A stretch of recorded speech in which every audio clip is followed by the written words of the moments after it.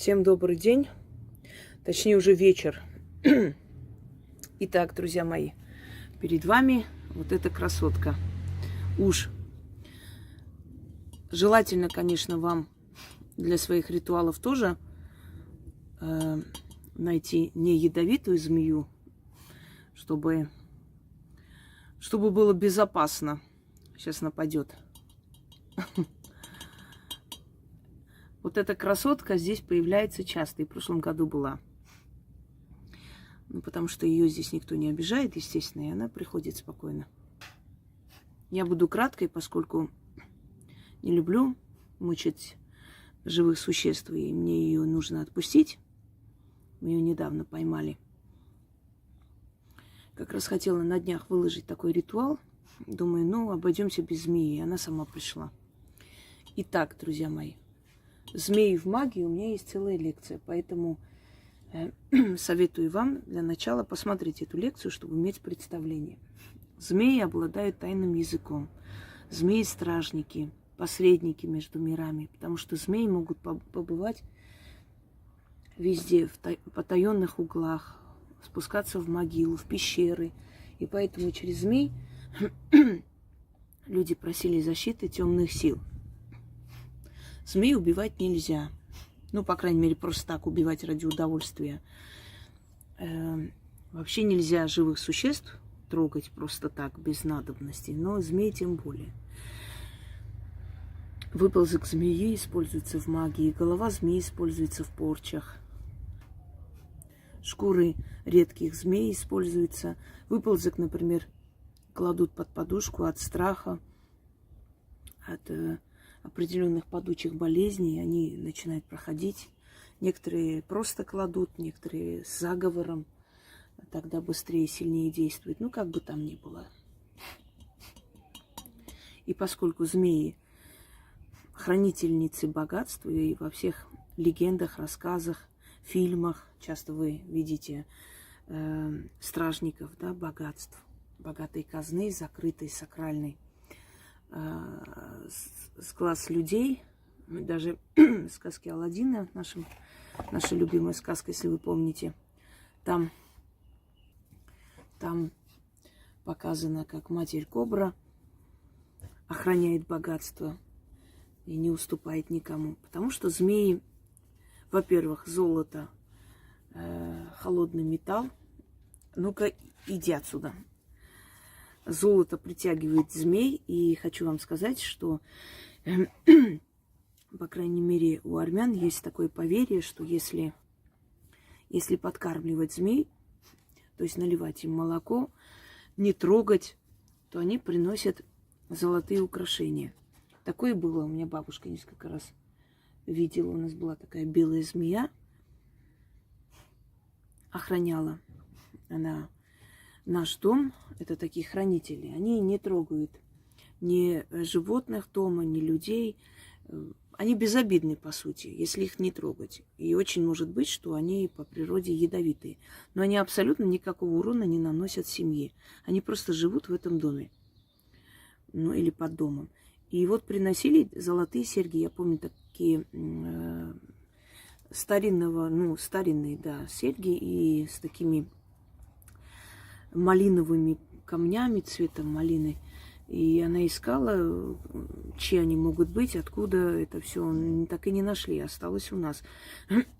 Потому что змеи находят закрытые клады, там какие-то сундуки с имуществом. В основном, преимущественно, конечно, металл и золото.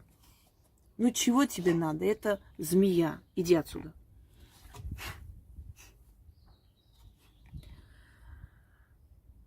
Поэтому они могут из потаенных мест найти и принести золото, украшения. В древние времена существовали различные заговоры и просьбы к змеям, чтобы они вынесли на поверхность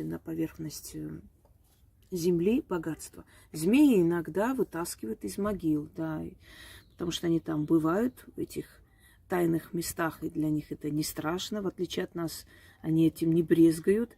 Там очень могут быть, что уже старые могилы, естественно, человека хоронили с золотыми украшениями, и уже и от них ничего не осталось, кроме праха, и змеи выносят оттуда эти украшения. Именно поэтому, зная такую особенность змей, люди обращались к ним, естественно, через колдунов, узнавая секреты змей, и получали помощь. Итак, вот змея.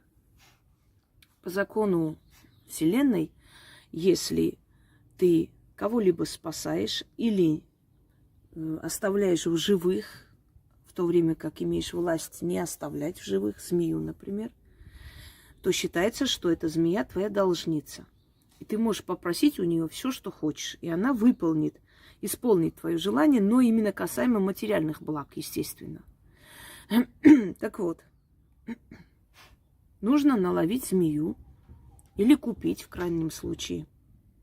После нужно начитать 7 раз этот заговор и змею отпустить. И через некоторое время из разных источников отовсюду будут идти к вам материальные блага. Это очень сильно работает. Просто есть различные моменты, понимаете? Есть, например, заговоры, ритуалы более удобном исполнении, то есть не требующие особых каких-то определенных там затрат. Теперь этот пришел.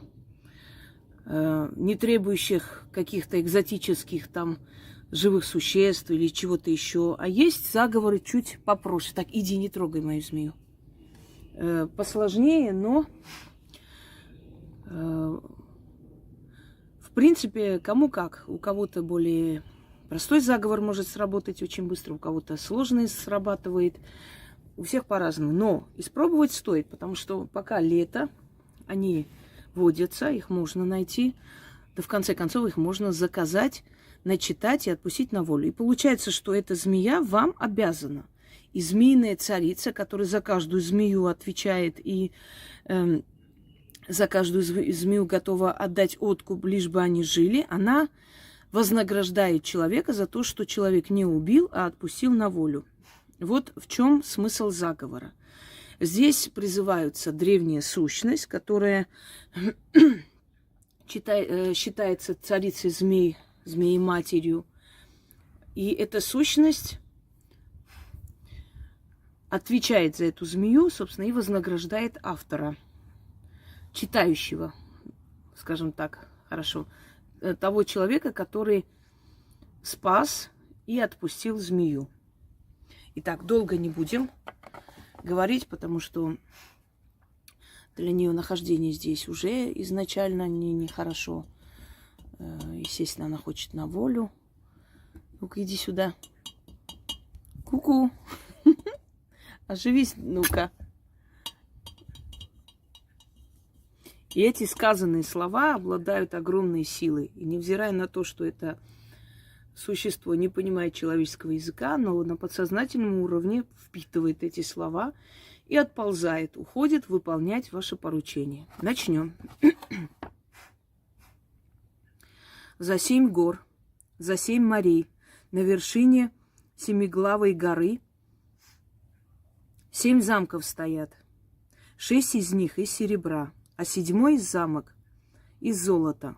В том золотом замке золотой престол, и на том престоле змеи-дева сидит, змеиная матерь, царственные кобры дочерь.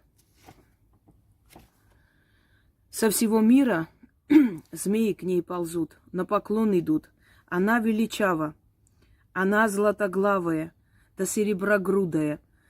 Змеи ей злато несут со всех тайных кладов и древней казны, дорогие каменья шахов и султанов, ханов и цезарей, и румийских кесарей. Дворец змеи-девы в богатстве утопает, корона алмазная ее голову венчает.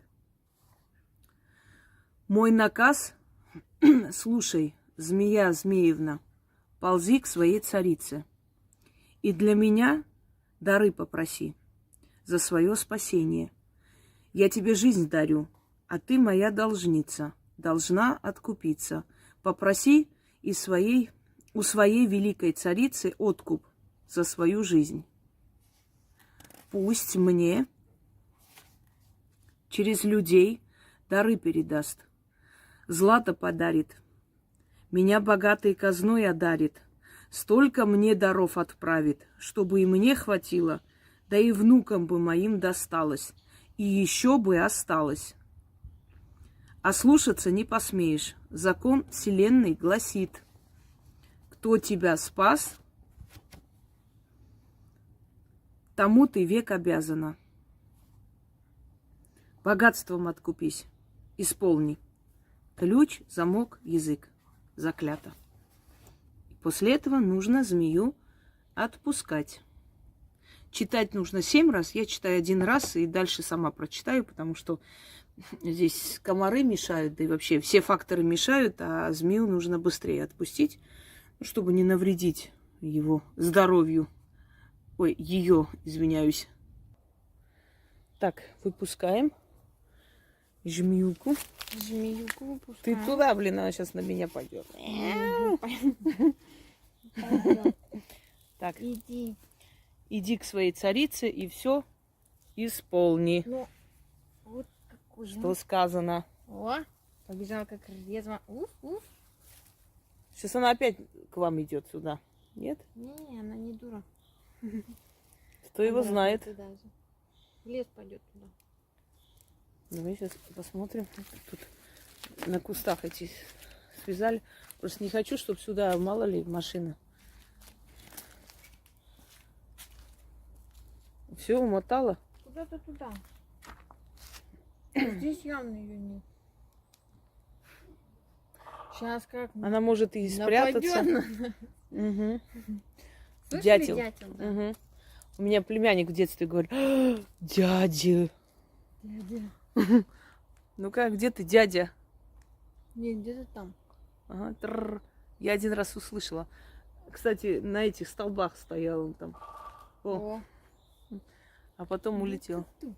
Но мы его не увидим. Ой, он высоко, прям наверху. Еще Еще один. Угу.